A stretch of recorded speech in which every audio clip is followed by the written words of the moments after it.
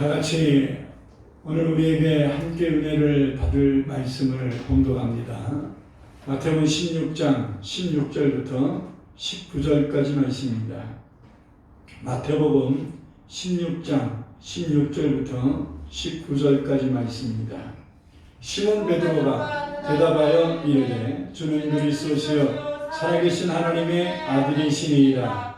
예수께서 대답하여 이르시되 바요나 시몬아 내가 복이 있도다. 이를 내게 알게 하니는 혈육이 아니요 하늘에 계신 내 아버지시니라. 또 내가 내게 이르노니 너는 베드로라. 내가 이 반석 위에 내 교회를 세우리니 음부의 권세가 이기지 못하리라. 내가 천국 열쇠를 내게 주리니 내가 땅에서 무엇이든지 매면 하늘에서도 매일 것이요 내가 땅에서 무엇인지 풀면 하늘에서도 풀리리라 하시고 아멘.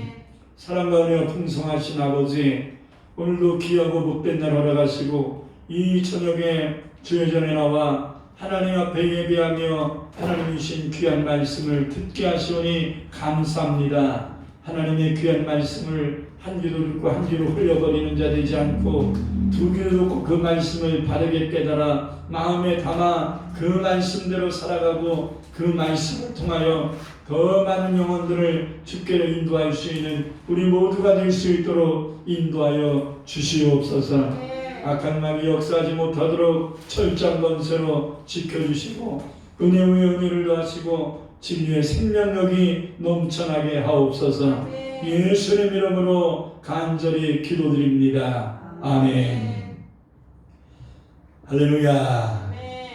오늘도 우리는 바르게 해석되지 못하고 있는 말씀들에 대하여 다시 한번 말씀을 더 전하려고 합니다. 지금까지 들어왔을지라도 그 말씀이 정말 하나님이 의도하셨던 본뜻을 우리가 알고 있는가, 이것이 굉장히 중요합니다. 우리가 지난 주일 오후 예배를 통해서 하나님 말씀을 듣는다의 자세에 대한 말씀을 전하였는데, 여러분 하나님 말씀을 듣는 자의 자세도 매우 중요합니다.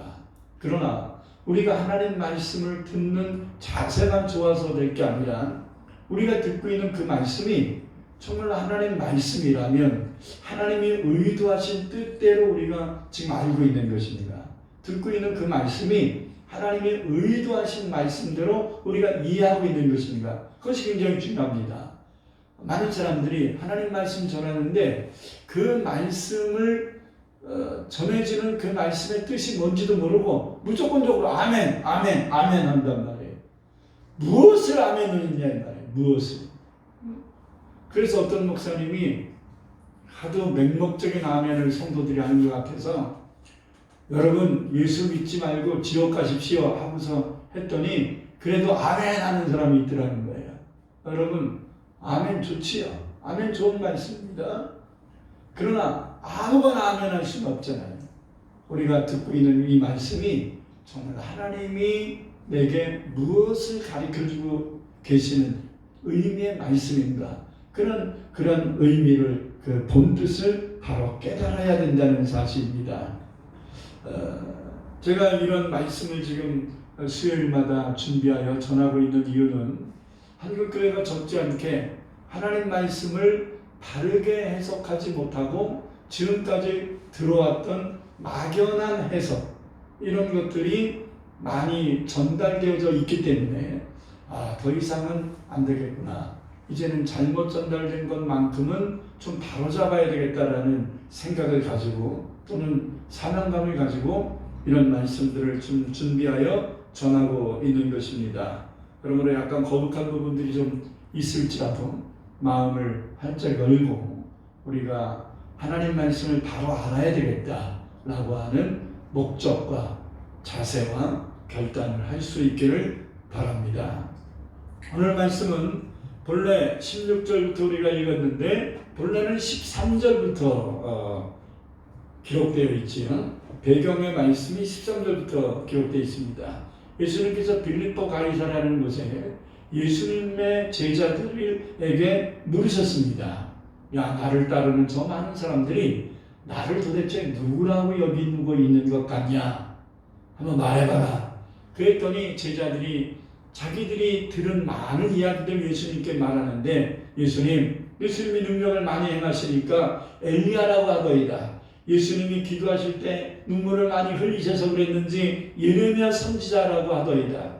또는 얼마 전에 죽은 세례 요한이라고 하더이다. 또는 선지자 중에 한 사람이라고 하더이다. 하면서 여러 부류의 사람들이 얘기한 것들을 다 전달해 드렸습니다. 그런데 이들의 그 전달된 말들을 들으시고 예수님은 만족하지 않으셨던 것 같습니다. 그래서 예수님을 따라다니는 이 12 제자들에게 다시 한번 물으셨습니다.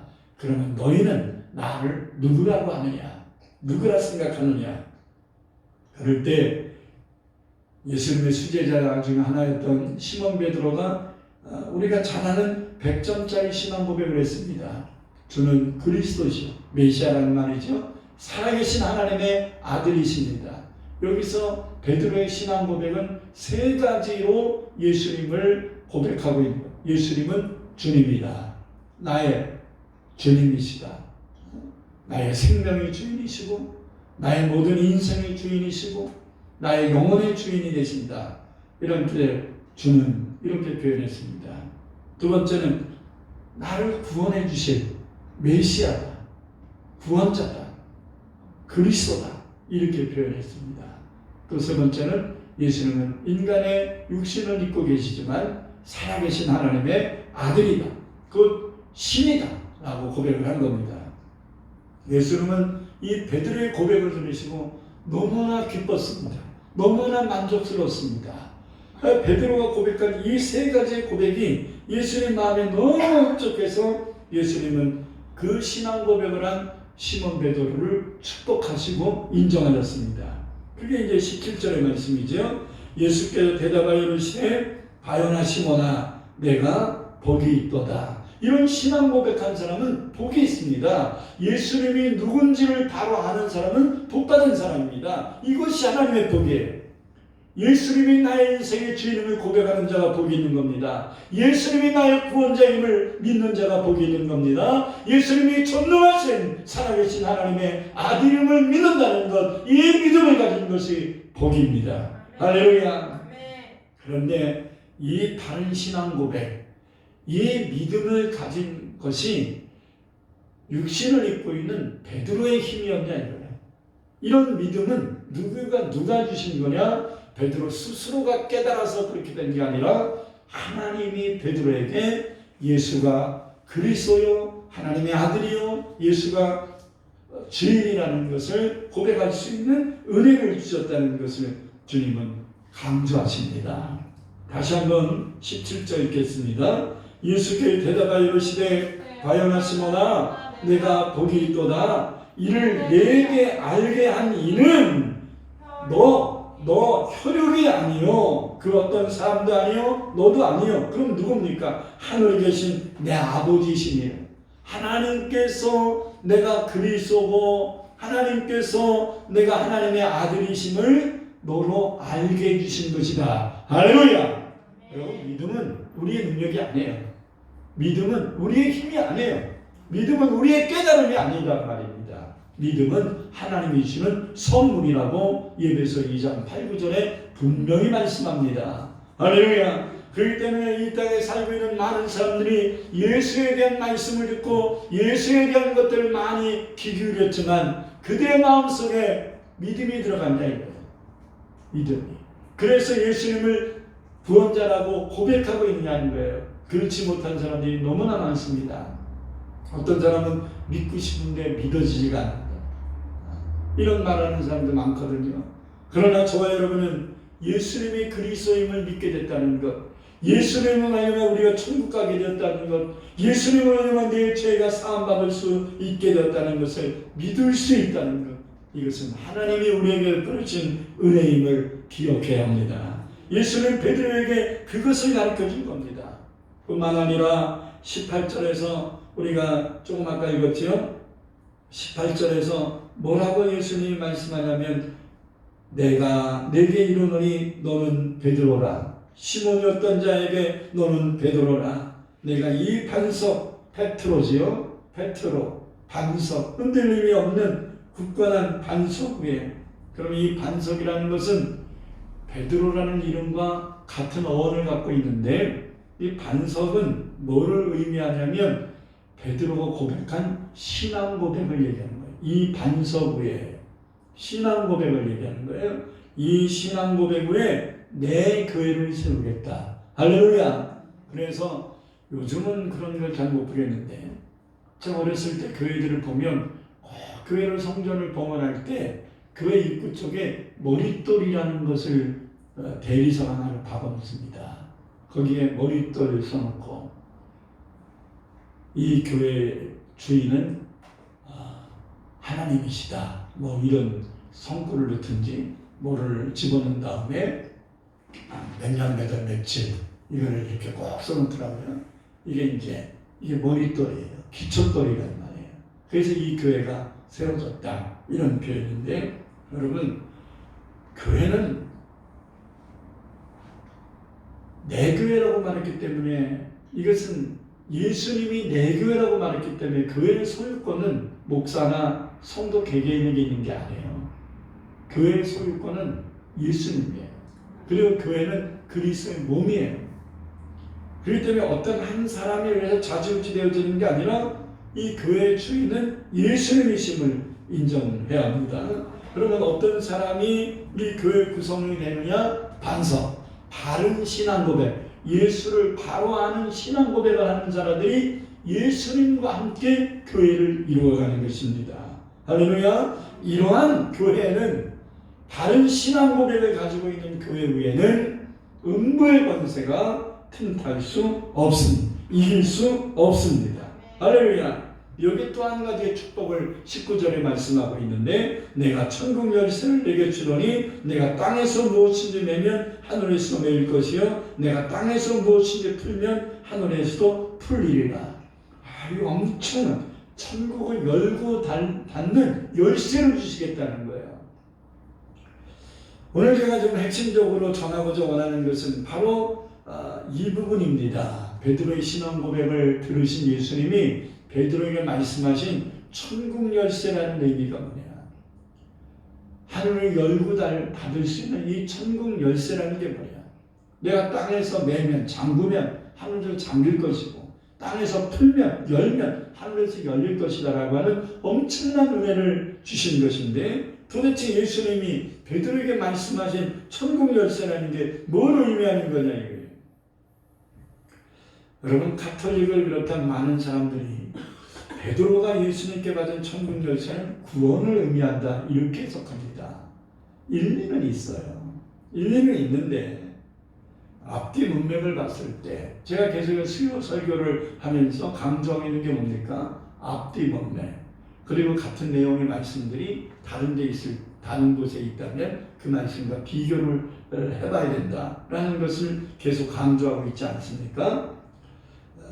이 가톨릭이 주장하는 것 같이 베드로에 의해서 구원이 결정되고, 베드로에게 키를 줬으니까 그래서 천국에 들어가고 못 들어가고의 이 키를 베드로가 갖고 있는 것이냐는 거예요.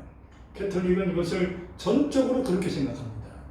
그래서 베드로를 일대 교황으로 세워서 그때부터 이 교황권을 강화시키고, 교황에게 출교를 당하면 너희 교회 떠나, 이렇게 얘기하면 그 사람은 구원 못 받고 지옥 간다 라고까지 교리를 만들어낸 것입니다. 교황에 출교당하면 구원받을 수 없다? 다시 말해서 베드로를 초대교황으로 세워가지고 이 교황에게 구원을 받고 못 받고 할 수 있는 선택권을 과연 하나님이 베드로를 비롯한 로마의 교황들에게 주셨겠냐 이거예요. 여러분, 이 교황이 갖고 있는 영원한 생명의 구원, 이것을 좌지우지할 수 있는 구원의 키를 베드로와 그 뒤를 이유는 교황들에게 줬다라고 가톨릭은 생각하기 때문에, 이 막강한 권세는 중세 1000년 동안의 가톨릭을 엄청난 부패로 만들어갔던 것입니다. 그리고 종교개혁이 일어나기 직전에는 네오 10세 때에는 이 교황권에 의해서 이미 하나님께 버림받아 지옥 간 자까지도 살아있는 자들이 그들을 위하여 중보기도하며 헌금을 하며 그들이 연옥에서 천국으로 점프하여 구원받는다라고까지 거짓되고 비성경적인 말들을 함으로써 면죄부를 파는 것입니다. 더 이상은 안 되겠다라고 생각했던 마르틴 루터를 비롯한 수많은 종교개혁자들이 이 캐톨릭의 잘못된 이런 관행, 이 잘못된 교리, 그 잘못된 것들이 여러 가지가 있었지만 가장 잘못된 게 뭐냐? 믿음으로 구원받는다는 걸 얘기하지 아니하고 교황에 의하여, 교황의 말에 의하여 구원받을 수 있다는 가능성. 교황이 야 면죄부를 사면 죽은 자도 천국 간다, 지옥 간 자도 천국 간다, 이런 허망된 얘기를 하는 것까지도 다 하나님 말씀처럼 받아들여가지고 이렇게 종교를 부패하는 것이 캐톨릭 종교의 가장 큰 문제였던 것입니다. 구원의 길이 되어버린 교황은 이제는 죄가 없다라고까지 얘기했습니다. 이것이 그 유명한 교황무호설입니다. 근데 이 교황무호설은 우리나라에도 방문했었던 요한 바오로 2세가 교황도 실수할 수 있다라고 얘기함을 통해서 교황무호설이라고 하는 캐톨릭의 교리는 이제는 더 이상 강조하지는 않습니다만 약 1000년이 넘는 시간 동안 캐톨릭은 교황은 신적 권위를 가진 자이기 때문에 교황이 되기 전까지는 인간의 연약함과 죄악이 있을 수 있겠지만 교황이 된 후부터는 하나님에게 온전히 부임받은 이 사명을 감당하기 위하여 더 이상 죄를 짓지 않도록 하나님이 하셨다. 이게 교황무호설이에요. 그래서 교황의 교지가 곧 성경의 권위로 부여되는 불상사를 낳게 되었던 것입니다. 지금은 교황무호설이 사라지고 있다는 것은 참 감사한 일이지요. 여러분, 종교개혁이 왜 일어났습니까? 이러한 생각으로 인해 발생한 너무나 많은 비성경적 요소를 본래의 말씀으로 되돌리기 위함이었던 겁니다. 그래서 종교개혁의 슬로건 중에 하나가 성경으로 돌아가자는 거예요. 성경으로. 그러면 오늘 말씀을 어떻게 해석해야 마땅할까? 중요한 단서 두 가지를 말씀을 드리려고 합니다. 하나는 천국 열쇠의 역할로 보여지는 내가 땅에서 무엇인지 매면 하늘에서 매일 것이요 내가 땅에서 무엇인지 풀면 하늘에서 풀리리라. 너는 베드로를 얘기하는 거거든요. 라는 말씀이 똑같은 말씀이 다른 곳에도 있을까? 안 있습니다.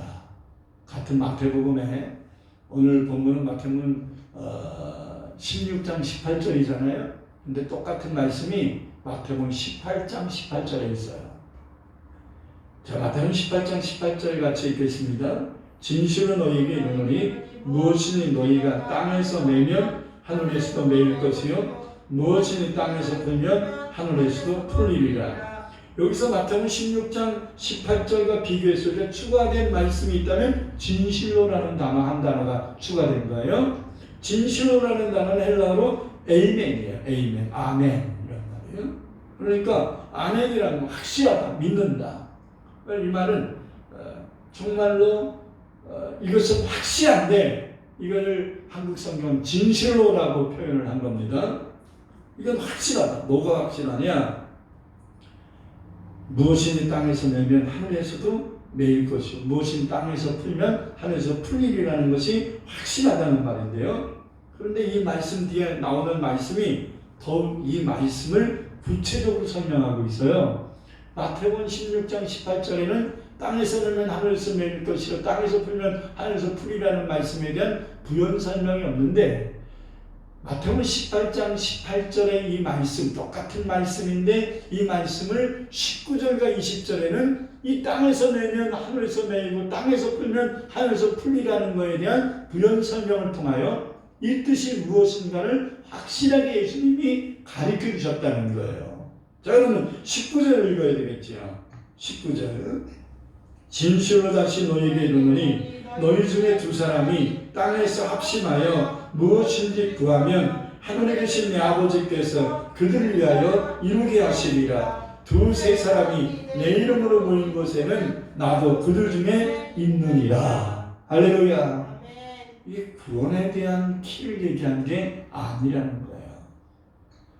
예수님이 땅에서 매면 하늘에서 매일 거예요. 땅에서 풀면 하늘에서 풀린 일이라는 것은 하늘을 열고 닫는 건세라는 얘기인데, 이것을 마태복음 18장 19절과 20절에서 설명하기를 기도를 얘기하는, 기도의 응답권을 얘기하는 겁니다. 여러분, 다시 말하면 마태복음 16장 16절에 신앙 고백을 한 자가 어떤 복을 받느냐? 예 신앙을 가지고, 예 믿음을 가지고 고백하며 기도하는 사람은 하늘문을 열어 우리의 기도가 상달되고, 하늘문이 열려 그 기도가 우리에게 응답될 수 있음을 얘기하는 거예요. 아멘. 하나님께 호소하여 기도, 하나님 이것은 이렇게 하지 않으셨으면 좋겠습니다 라고 하나님 앞에 매일은 기도를 한다면 하늘에서도 중단을 할 것이고, 하나님 이 문제는 이렇게 풀어주시기를 원합니다 하면서 믿음으로 기도하면 하나님께서 그 문제를 해결해 주시겠다고 하는 기도의 응답에 대한 말씀이라는 것을 예수님이 말씀하시고 설명하시는 거라는 거예요. 그래서 20절에 다시 한번 강조하기를 두세 사람이 내 이름으로 뭐 하라고 모였겠어요? 앞에 19절의 말씀을 보면 기도하라고 모인 거죠. 두세 사람이 내 이름으로 기도하러 모인 곳에는 나도 그들 중에 있느니라. 이렇게 20절에 다시 한번 말씀하고 있는 겁니다. 할렐루야. 그러므로 신앙 고백한 베드로 그 한 사람에게 천국을 열고 닫고 하는 구원의 키를 주셨다는 설명을 해서는 안 된다. 그런 해석을 해서는 안 된다. 베드로와 같이 신앙 고백하는 사람에게 하나님이 주신 키는 천국을 열고 닫고 하는 키인데, 이것은 기도하고 믿음으로 기도한 자들에게 하나님이 응답을 열어주신다는 약속의 말씀이라고 18장 18절부터 20절까지의 말씀을 통하여 우리에게 가르쳐 주신 것입니다. 아멘. 또 하나의 단서는, 만약에 하늘에서 매면 땅에서 매면 하늘에서 매이고 땅에서 풀면 하늘에서 풀리리라는 것이 구원과 직결된 키라면, 구원을 열고 닫고 하는 키라면 이것은 굉장한 건세인데, 이러한 자가 마귀 역사하면 되겠습니까? 안 되잖아요. 베드로의 신앙 고백에 의해서 천국을 올라갈 수도 있고 못 올라갈 수 있는 이런 선택권을 베드로에게 주었다면, 베드로가 이 신앙 고백을 하고 예수님께 이 칭찬받은다면은 기본적으로 어느 정도 시간만큼이라도 좀 믿음으로 견고히 서 있어야 될 거 아닙니까? 근데 그렇지 않아요. 여러분, 당장 예수님께 칭찬받은 말씀이 16장 18절 19절이거든요. 근데 21절부터 22절을 보면요, 마태복음 16장 21절에서 22절을 보면 이런 신앙 고백을 들으신 예수님이 베드로와 제자들에게 십자가의 죽음과 부활에 대하여 예언을 하셨습니다. 이 말씀을 들은 베드로가 예수님께 그리하지 말라고 간청합니다. 이게 문제인 거죠. 이게 두 번째 단서입니다. 마태복음 16장 21절 22절 읽겠습니다. 이때로부터 예수 그리스도께서 자기가 예루살렘에 올라가 장로들과 대제사장들과 서기관들에게 많은 고난을 받고 죽임을 당하고 제3일에 살아나야 할 것을 제자들에게 비로소 나타내시니, 그랬더니 베드로가 예수를 붙잡고 항변했다는 말이에요. 항변하여 이르되 주여 그리하지 마옵소서. 이 일이 결코 주께 미치지 아니하리이다. 자, 여러분, 이 말이 뭔 말입니까? 예수님이 이 땅에 오신 목적이 뭐예요? 우리의 죄를 위한 십자가를 지시고 우리의 구원을 위해 부활하기 위해서 오신 거거든요. 그러므로 예수님의 십자가의 고난과 죽음과 부활은 예수님이 이 땅에 오신 궁극적 목적이 궁극적 사역입니다. 이것 때문에 우리가 구원받는 거예요. 근데 베드로가 하늘문을 열고 닫는 구원의 길을 갖고 있다면 예수님의 십자가의 고난과 죽음과 부활을 반대해서는 안 되잖아요. 그렇습니까? 안 그렇습니까?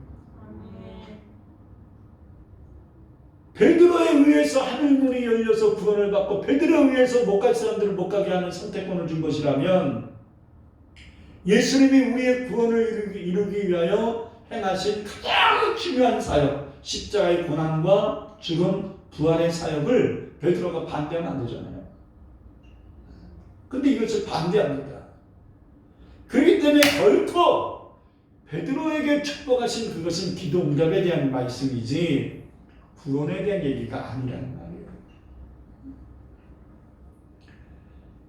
베드로가 항변까지 합니다. 십자가 지시는 거 반대하고. 이 말을 들으신 예수님은 즉시로 베드로에게 역사하고 있는 사단을 향하여 호통을 치십니다. 예수께서 돌이키시며 베드로에게 이르시되 사탄아 내 뒤로 물러가라. 너는 나를 넘어지게 하는 자로다. 내가 하나님의 일을 생각하지 아니하고 도리어 사람의 일을 생각하는도다. 여러분, 아직까지 베드로는 예수님을 바로 알지 못하고 신앙 고백은 하고 있지만 바로 알지 못하고 있는 거예요. 예수님의 궁극적 사역이 뭔지도 모르고 마귀에게 속고 있는 상황인 거예요. 그러므로 결코 예수님은 구원의 참된 의미도 모르고 있는 베드로에게 구원의 마스터 키를 주셨다고 보아서는 안 될 것입니다. 베드로의 신앙 고백을 들으신 후 이 믿음으로 하나님께 기도하면 하나님이 반드시 들어주신다는 그 기도응답에 대한 말씀으로 해석하는 것이 옳은 것입니다. 이해가 되시면 아멘. 이 말씀 믿어지시면 아멘. 기도하겠습니다.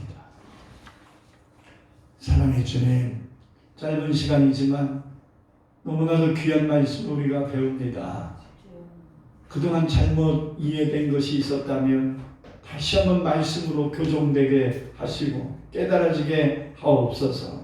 예수님 이름으로 간절히 기도드립니다. 아멘.